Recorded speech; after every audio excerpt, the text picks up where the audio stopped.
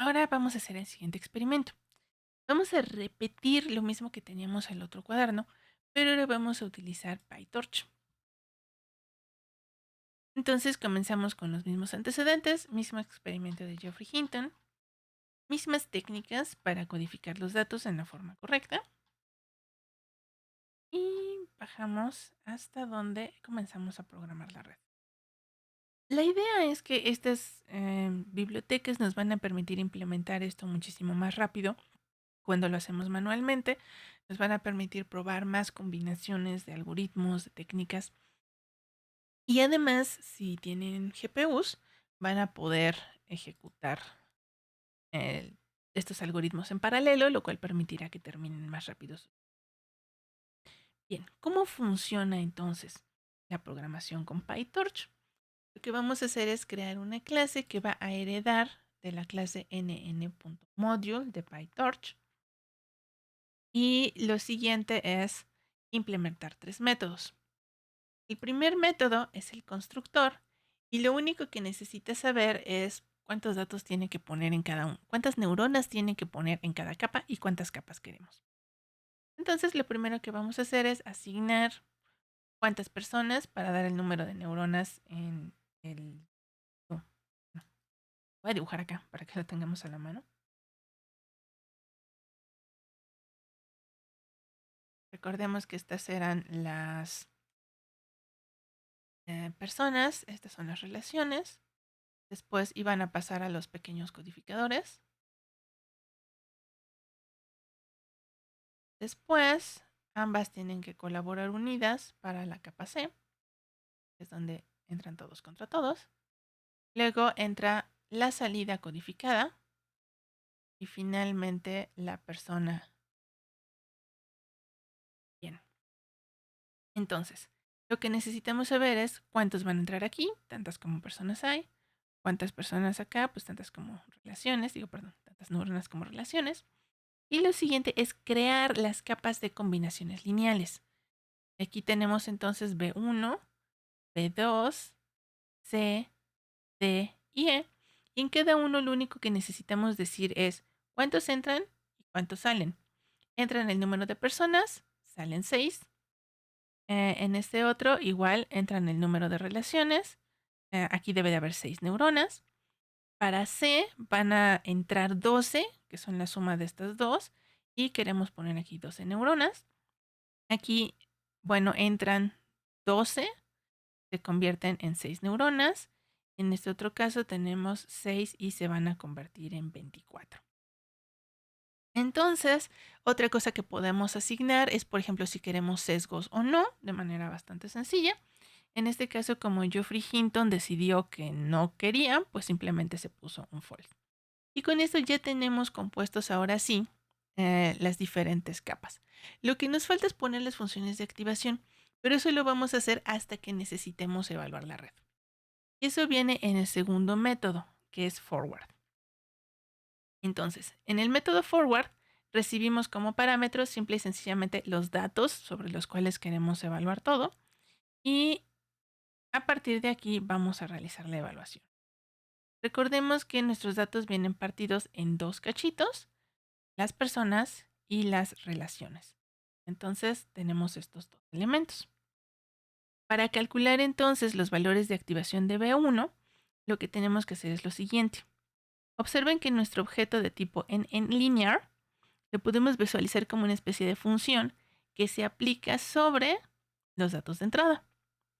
Entonces, simple y sencillamente self zb1 aplicado a los datos de activación de A1 nos va a dar como resultado las combinaciones lineales y sobre ellas lo único que tenemos que hacer es componer con la función de activación. Sigmoid ya viene implementado en Torch y observen que podrían cambiarlo por otras si quieren tangente hiperbólica, ReLU, pues también están programadas en Torch. Inclusive si quisieran hacer sus propias funciones, también podrían extender la API y poner lo que ustedes quieran. Bien, entonces repetimos lo mismo para poder calcular B2. Después, este es el paso CAT, cuando tenemos que unir los resultados de esta capa con los de esta para poder calcular los valores de activación de C. Entonces aquí los están pegando en objeto B. Y podemos aplicar entonces ahora sí la combinación lineal en C a los valores de activación de estos dos. Repetimos lo mismo para D y para E. Y con eso ahora sí podemos devolver el. Aquí simple y sencillamente si queríamos hacer el experimento de ponerle unos y ver qué pasa, pues podemos utilizar un tensor de unos. ¿Para qué es un tensor? Porque fíjense que en toda esta explicación ni siquiera tuve que decir que estábamos usando tensores. Bueno, resulta que en NumPy, PyTorch, en lugar de utilizar NumPy, sus arreglos directamente, utiliza una construcción llamada tensores. Y estos le van a permitir en particular utilizar los GPUs si lo tenemos disponible. Entonces, casi todo el tiempo hasta nos resulta casi invisible el hecho de que estamos usando tensores en lugar de arreglos en NumPy. Observen aquí que de hecho la notación para trabajar con columnas y extraer índices es la misma. Bien, entonces aquí tenemos nuestra primera prueba en la que creamos una instancia de la clase que acabamos de crear. Asignamos los pesos y mandamos llamar el método forward para evaluar los datos en la red. Como tenemos puros unos, pues tiene sentido que salgan de todos lados los mismos valores. Y ahora podemos inclusive reutilizar el código que teníamos para visualizar lo que hicimos. Un detalle nada más para poder reutilizar este código, es algo bastante agradable, es este.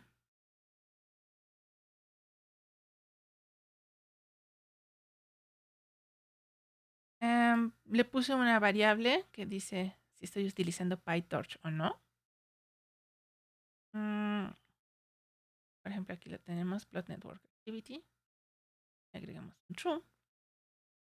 Y en este caso observemos que lo único que se agregó fue este if.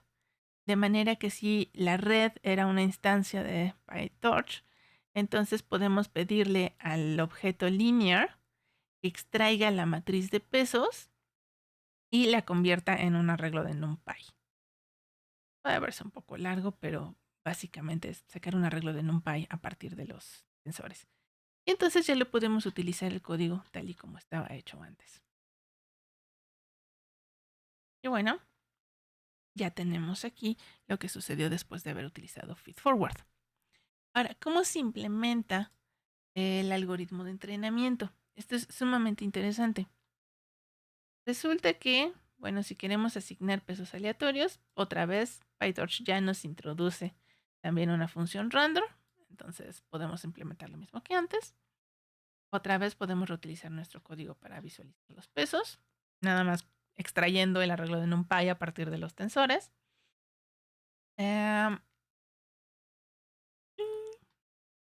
Vamos a ver qué pasa ahora con la función de error. Esta es una de mis partes favoritas. ¿Qué ocurre con el entrenamiento? Ya no tenemos que programar nosotros el cálculo del gradiente. En realidad, por dentro, PyTorch calcula el gradiente conforme vamos haciendo feedforward. Automáticamente ya tiene el gradiente ahí adentro. Si queremos ahora realizar el entrenamiento, hacemos algo sumamente sencillo.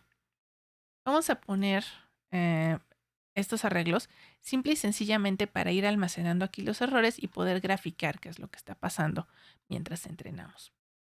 Entonces es un arreglo del tamaño del número de pasos y lo podemos ver tanto en nuestro algoritmo de entrenamiento como conjunto de entrenamiento como en el conjunto de validación.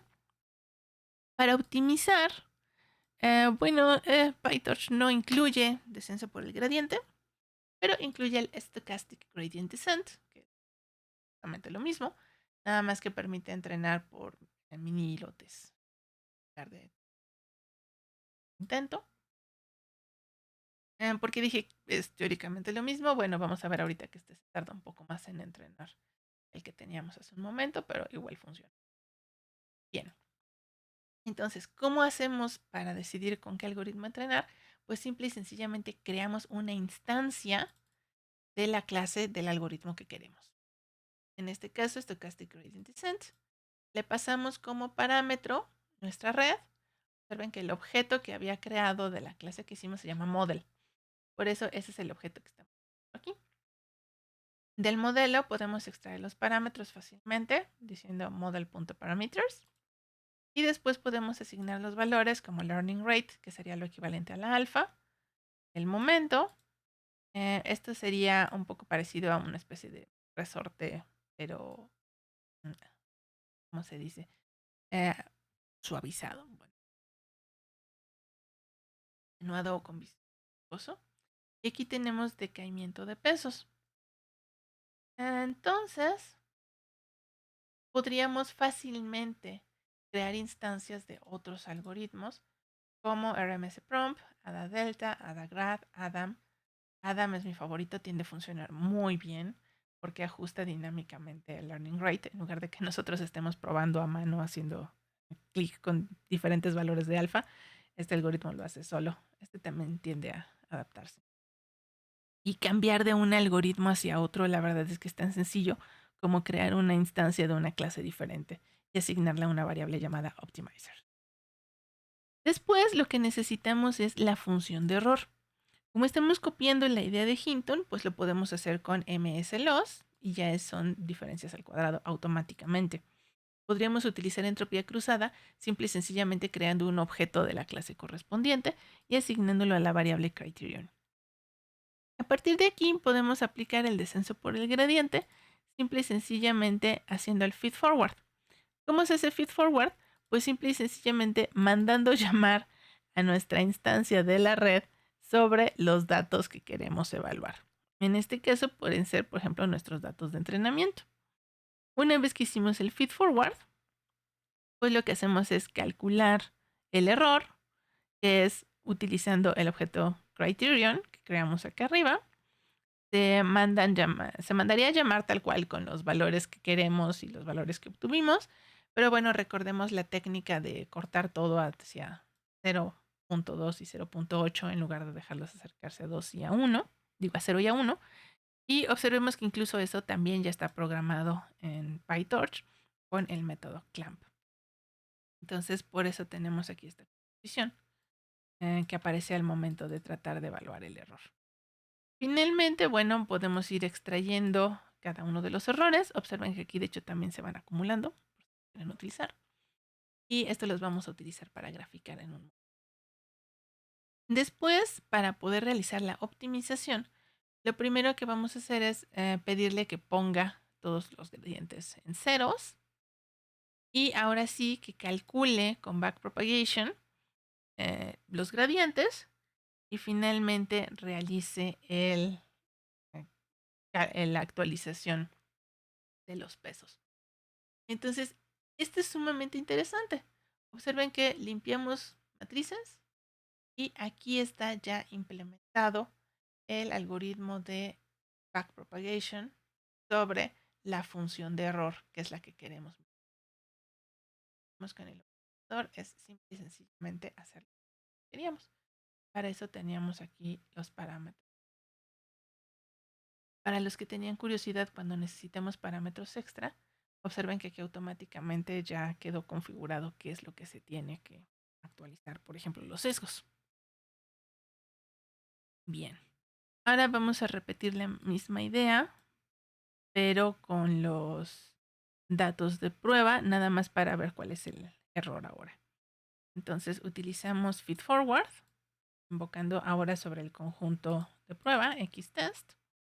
Después podemos utilizar criterion para detectar cuánto vale la función de error en este conjunto y agregar el valor en el arreglo que vamos a utilizar para poder. Esta parte precisamente lo que hace es crear la gráfica y ya estuvo. Ya tenemos nuestra red lista para hacer. Ahora vamos a ver un poco más de técnicas para poder entrenar una red que resulte un poco complicada y poder hacer pruebas y recuperar nuestros datos.